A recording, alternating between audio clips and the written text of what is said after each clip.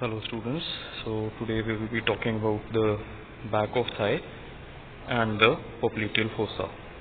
Now this is the head end of the cadaver, the back, and here you can see this is the right gluteal region. This muscle you know is the gluteus maximus. This you see is the back of thigh of the right side. Now if I reflect the gluteus maximus laterally, we can see the two bony prominences deep to it. The medial one is the ischial tuberosity and the lateral one is the greater trochanter. This you will recognize as the muscle extending between these two, that is the quadratus femoris, and this thick nerve passing over it is the sciatic nerve. You will recognize another slender thinner nerve passing medial to the sciatic nerve. This one is the posterior cutaneous nerve of thigh, or the posterior femoral cutaneous nerve. Now you will see that from ischial tuberosity, all these muscles in the back of thigh, they are taking their origin from the ischial tuberosity.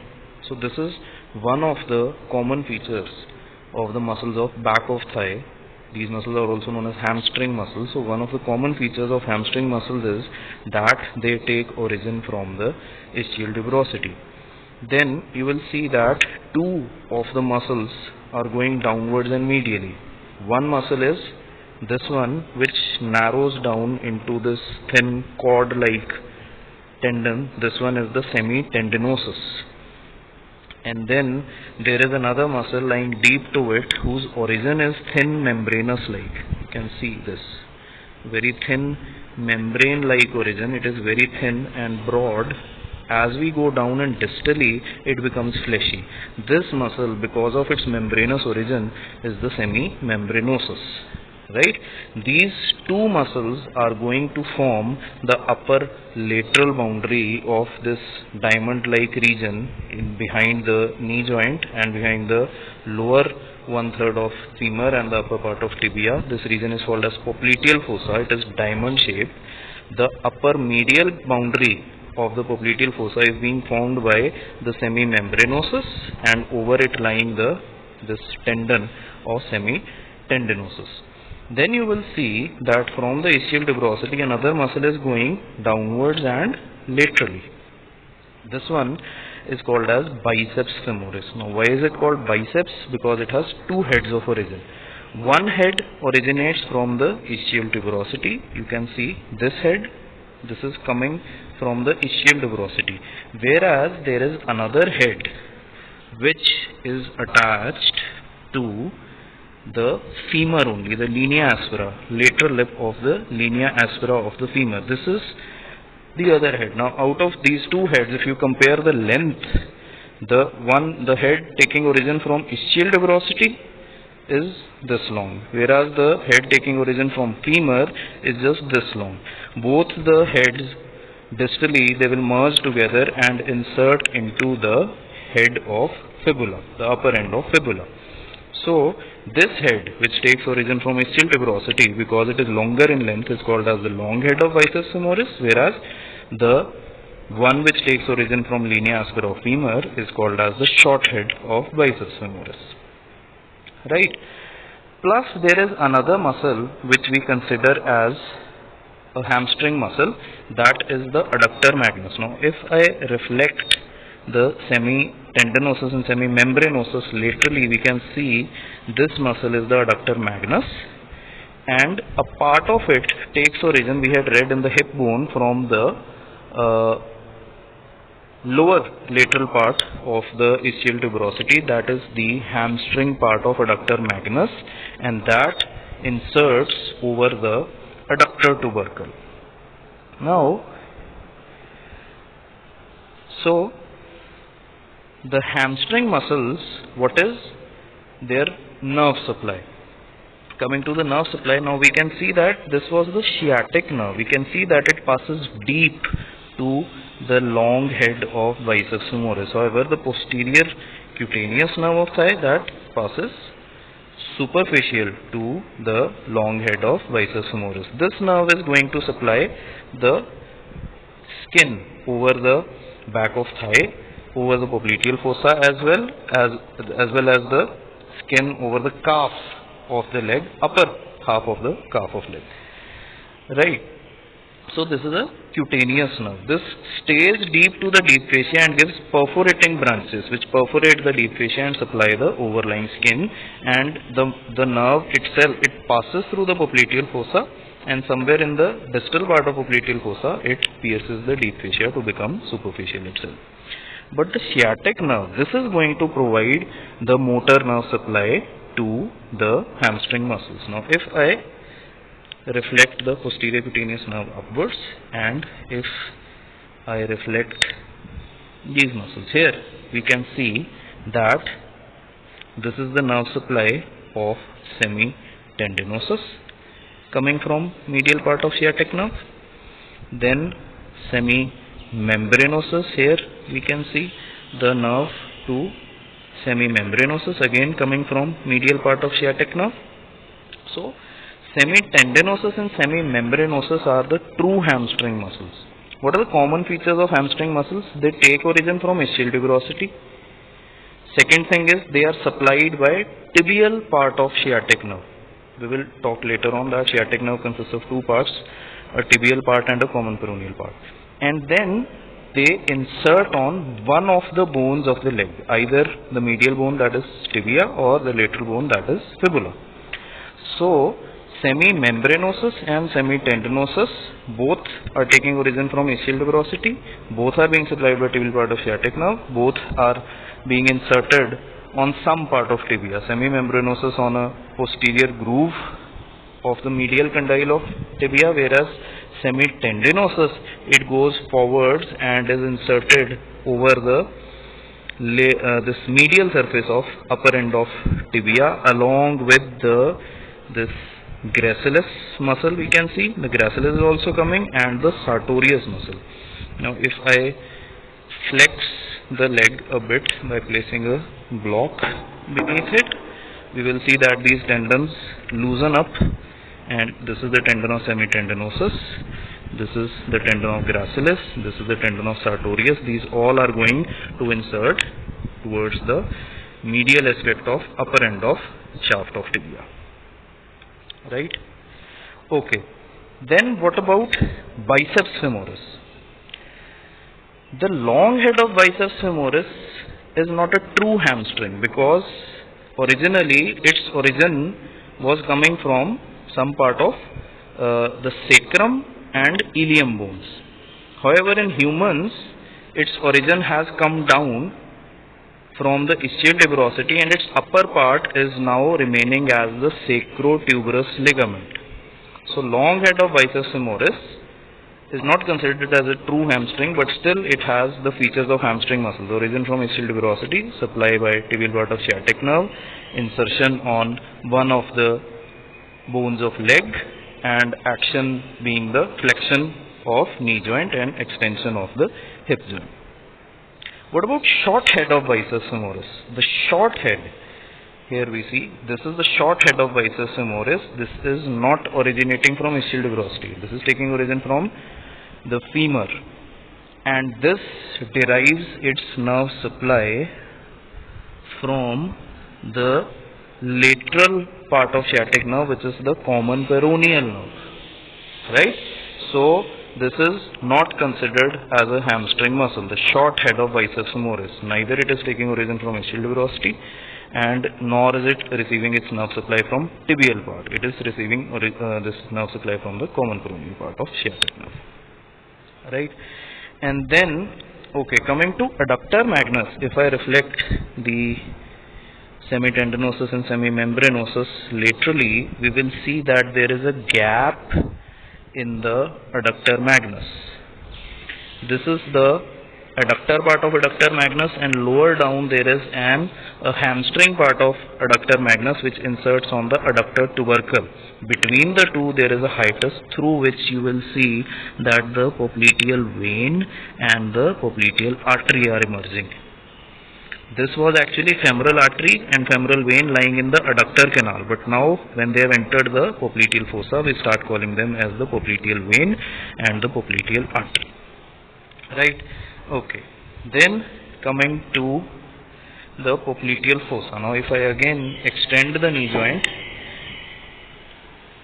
and replace these muscles, we will see that it is a diamond shaped region. We have already talked. Now we know the upper medial boundary is formed by semitendinosus and semimembranosus.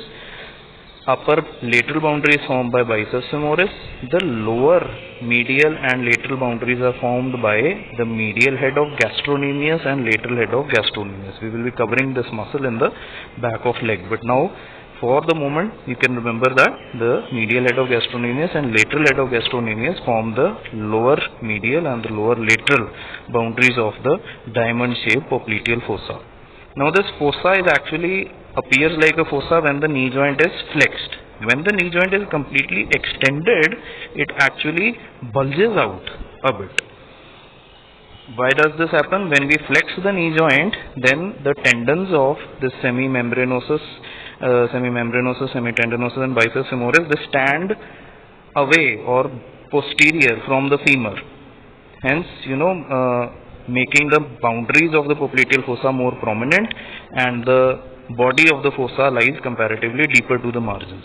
So the fossa actually appears as a fossa, but when we extend the knee joint, the lower end of femur, which is more prominent posteriorly as compared to shaft of femur, it is more prominent. Okay. So we have talked about the boundaries. Now what is forming the roof of the popliteal fossa? There was obviously skin, there was superficial fascia, and then there is deep fascia, which has been removed here. The deep fascia which bridges the gap between fascia lata, which is the fascia of deep fascia of thigh, and the fascia cruris, which is the deep fascia of leg. Here we can see some part of fascia cruris. This part has been removed. So the deep fascia bridging the gap between fascia lata and the fascia cruris forms the roof of popliteal fascia, of the popliteal fossa. Now what lies superficial to this roof? Within the superficial fascia there lies a vein. This is that vein. This is the small saphenous vein. Where is it coming from? From behind the lateral malleolus it is coming. It is lying in the superficial fascia, and somewhere in the middle part or in the lower part of popliteal fossa it pierces the deep fascia to open into the popliteal vein. Here you can see that end is cut where the small saphenous vein was draining into the popliteal vein. So small saphenous vein is lying in the roof of the popliteal fossa as well, but it is counted as content of the popliteal fossa as well, which is actually the terminal part of small saphenous vein, which after piercing the deep fascia drains into the popliteal vein. Okay. Then you can see that the sciatic nerve, which was passing through the back of thigh at the upper angle of the popliteal fossa, because this popliteal fossa is diamond shaped, it has an upper angle, a lower angle, a medial angle and a lateral angle. So somewhere near the upper angle of the popliteal fossa, the sciatic nerve divides into its two divisions, the common peroneal nerve and the tibial nerve. Tibial nerve, you see, passes vertically downwards through the popliteal fossa, whereas the common peroneal accompanies the upper lateral boundary, that is biceps femoris muscle, goes downwards and laterally. Right? So this is the tibial nerve. Deep to tibial nerve we can see lies the popliteal vein, and then there is popliteal artery. If I pick up a forceps, you can see that this is tibial nerve, this one is popliteal vein, and this one is popliteal artery. Now at the upper angle of popliteal fossa, where the popliteal artery and vein had just emerged through the adductor hiatus, the popliteal artery is medial to the vein. As we go downwards, popliteal artery goes from medial to lateral side. The vein lies superficial or posterior to it and crosses it from lateral to medial side, whereas tibial nerve, that lies most superficial out of these three structures, and it is passing vertically downwards. This is again crossing the popliteal vein from the lateral towards the medial side. So the deepest structure is the popliteal artery, then there is popliteal vein, and then there is tibial nerve. Right? Okay. Then what else? There is another small muscle along with the medial head of gastrocnemius. If I just reflect these things.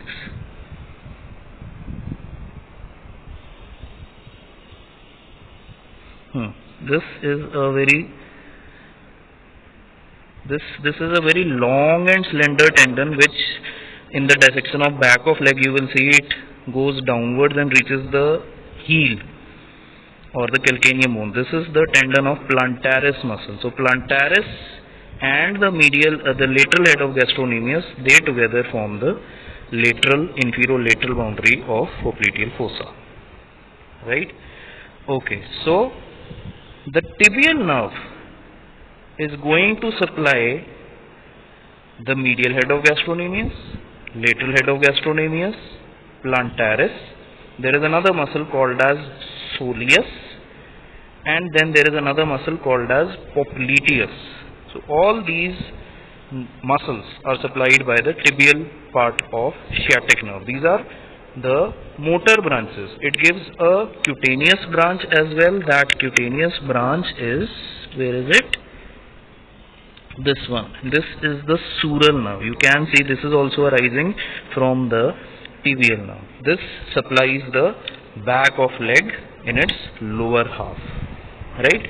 Now we can see that common peroneal nerve is going downwards and laterally. This also, common peroneal also gives a cutaneous branch that is called as the, it actually gives two cutaneous branches. One is the lateral sural nerve. Some authors call it as the lateral sural nerve. Some authors call it as the lateral cutaneous nerve of calf. And then there is a communicating branch between the lateral sural nerve and the sural nerve itself, that is called as the sural communicating nerve. That I have not been able to find in this particular specimen, but a communicating branch is usually present between the lateral sural nerve, which is a branch of common peroneal nerve, and the sural nerve, which is a branch of the tibial nerve. Right?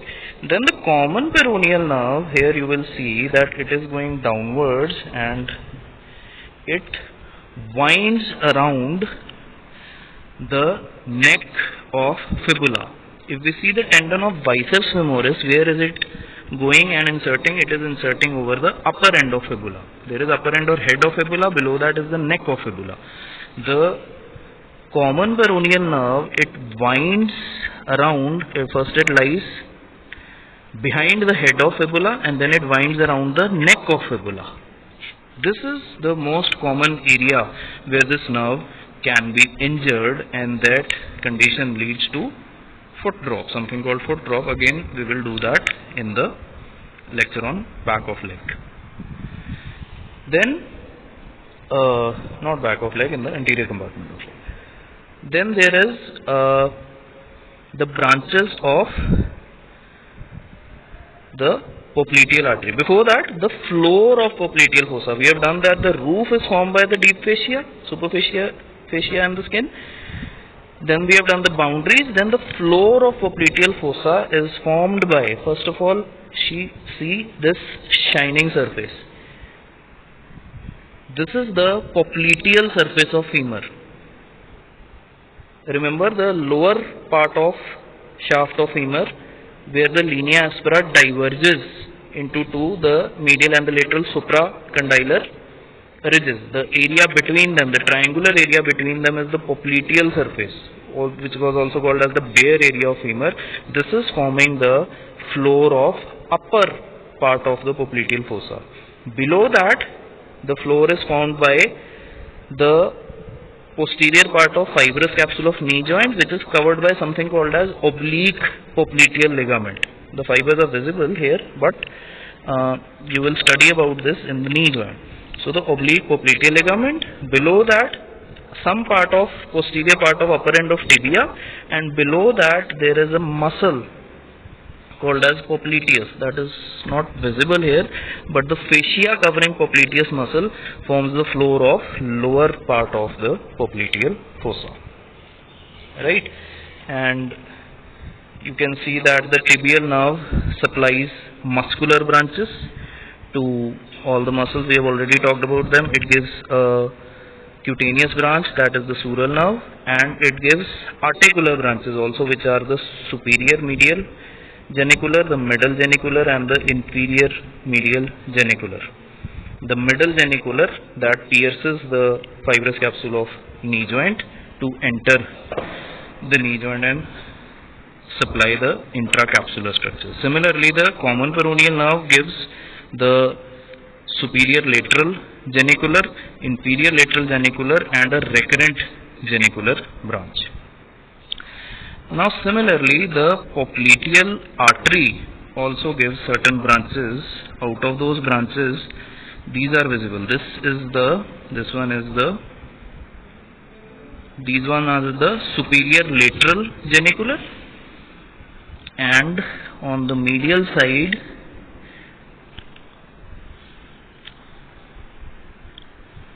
these ones.